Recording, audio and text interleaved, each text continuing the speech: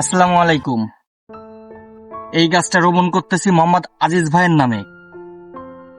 MD Aziz viral zone BD পেজের admin, যে তার নামে এই গাছটা রোপণ করতেছি। মেন কথা হচ্ছে গিয়ে গাছটা ভবিষ্যৎ প্রজন্মের জন্য, ঠিক আছে? হয়তো আপনি থাকবো না, কিন্তু এই গাছটা কিন্তু থেকে যাবে। যদি এই গাছটা বেঁচে যায়, অক্সিজেনের ঘাটতির সাথে সাথে, অক্সিজেনের ঘাটতি তো পূরণ হবেই, দেন তার সাথে সাথে পরিবেশ বান্ধব হিসেবে এটাও কাজ করবে। কারণ এই যে দেখেন ফাঁকা মাঠ, কি রোদ্দুর পড়তেছে, এর ভিতর যদি একটা গাছ বেঁচে যায়, তো এটা তো আমার আপনার জন্যই ভালো।